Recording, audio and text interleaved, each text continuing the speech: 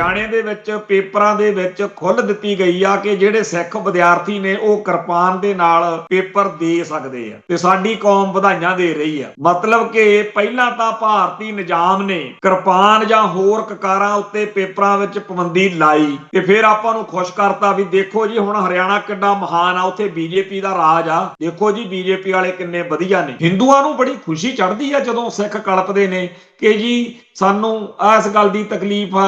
ਇਹੀ ਤਾਂ ਉਹ ਚਾਹੁੰਦੇ ਨੇ ਕਿ ਸਿੱਖੋ ਤੁਸੀਂ ਬੜਾ ਤੁਹਾਡਾ ਇਤਿਹਾਸ ਦਾ ਖਾਦ ਖਾ ਕੇ ਕਹਿੰਦੇ ਹੋ ਕਿ ਅਸੀਂ ਆਹ ਕੁਰਬਾਨੀ ਕੀਤੀ, ਸਾਡੇ ਗੁਰੂ ਸਾਹਿਬ ਨੇ ਆਹ ਸਿਧਾਂਤ ਬਖਸ਼ਿਆ, ਤੇ ਕਿਹੜੇ ਤੁਹਾਡੇ ਸਿਧਾਂਤ ਤੇ ਕਿਹੜੀ ਤੁਹਾਡੀ ਕੁਰਬਾਨੀ ਆ ਫਿਰਦੇ ਹੋ ਨਾ ਸਾਡੇ ਮੂਹਰੇ ਮਿੰਟਾਂ ਤਰਲੇ ਕਰਦੇ ਕਿ ਸਾਡੀ ਕਿਰਪਾਨ ਤੇ ਪਾਬੰਦੀ ਨਾ ਲਾਓ ਜੀ, ਸਾਨੂੰ ਆਹ ਦੇ ਦਿਓ, ਸਾਨੂੰ ਉਹ ਦੇ ਦਿਓ। ਆਹ ਆ ਹਿੰਦੂ ਤਾਂ। ਸੋ ਇੰਨੇ ਗੰਦੇ ਨੀਚ ਤੇ ਘਟੀਆ ਧਰਮਾਂ ਦਾ ਤੁਹਾਡਾ ਵਾਹ ਪਿਆ ਹੋਇਆ ਤੇ ਅਖੇ ਜੀ ਇਹ ਭਾਈਚਾਰਾ ਰੱਖੋ ਇਹਨਾਂ ਨਾਲ। ਸੋ ਜਿਹੜਾ ਇਹ ਕਹਿਣਾ ਕਿ ਜੀ ਧੰਨਵਾਦ ਤੁਸੀਂ ਜੀ ਸਾਡੀ ਕਿਰਪਾਨ ਤੇ ਪਾਬੰਦੀ ਚੱਕ ਲਈ ਪ੍ਰੀਖਿਆ 'ਚ, ਇਹ ਪੁੱਛੋ ਵੀ ਹਰਾਮਜ਼ਾਦਿਓ ਲਾਈ ਕਾਹਤੋਂ ਸੀ। ਇਹ ਨਾ ਧੰਨਵਾਦ ਕਰਿਆ ਕਰੋ ਕਿ ਜੀ ਸਾਨੂੰ ਤੁਸੀਂ ਸਿੱਖਾਂ ਨੂੰ ਆਹ ਖੁੱਲ੍ਹ ਦੇਤੀ, ਆਹ ਰਹਿਤ ਦਿੱਤੀ। ਇਹ ਖੁੱਲ੍ਹਾ ਰਹਿਤਾ ਦੇਣ ਲੈਣ ਦੀ ਗੱਲ ਨਹੀਂ, ਗੱਲ ਇਹ ਆ ਕਿ ਇਹਨਾਂ ਦੀ ਹਿੰਮਤ ਕਿਵੇਂ ਪੈ ਜਾਵੇ ਇਹ ਕੁਝ ਕਰਨ ਦੀ। ਇੱਕ ਪਾਸੇ ਉਹ ਮੁਲਕ ਜਿਨ੍ਹਾਂ ਲਈ 1947 ਤੋਂ ਪਹਿਲਾਂ ਸਿੱਖਾਂ ਨੇ ਕੱਖ ਨਹੀਂ ਕੀਤਾ। ਕੀ ਅਸੀਂ ਕੈਨੇਡਾ, ਅਮਰੀਕਾ, ਇੰਗਲੈਂਡ ਜਾਂ ਉੱਥੋਂ ਦੇ ਲੋਕਾਂ ਲਈ ਕੋਈ ਕੁਰਬਾਨੀਆਂ ਕੀਤੀਆਂ ਨੇ? ਕੀ ਨੌਵੇਂ ਪਾਤਸ਼ਾਹ ਦੀ ਸ਼ਹਾਦਤ ਦਾ ਈਸਾਈਆਂ ਨੂੰ ਜਾਂ ਗੋਰਿਆਂ ਨੂੰ ਕੋਈ ਸੀ?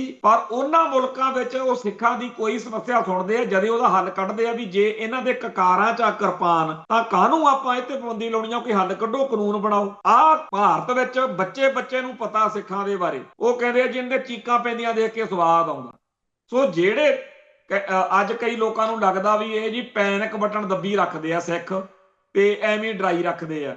ਤੁਹਾਡੇ ਸਾਹਮਣੇ ਆ ਇੱਕ ਕਸ਼ਮੀਰੀ ਮੁੰਡਾ ਸ਼ੌਲਾਂ ਵੇਚਦਾ ਕਿਤੇ ਜਮਨਾ ਨਗਰ ਹਰਿਆਣੇ 'ਚ ਚਲੇ ਗਿਆ।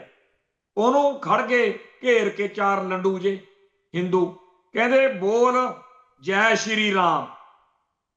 ਤੇ ਇਹ ਗੱਲ ਕੱਲੀ ਨਹੀਂ ਹੈ ਜਮਨਾ ਨਗਰ ਵਾਲੀ, ਪਿਛਲੇ 10-12 ਸਾਲਾਂ 'ਚ ਇਹੋ ਜਿਹੀਆਂ 10-15 ਹਜ਼ਾਰ ਨਹੀਂ ਲੱਖਾਂ ਵਾਰ ਹੋ ਚੁੱਕਿਆ ਕਿ ਕਿਸੇ ਮੁਸਲਮਾਨ ਨੂੰ ਘੇਰ ਲੈਂਦੇ ਆ ਕਹਿ ਜੈ ਸ਼੍ਰੀ ਰਾਮ।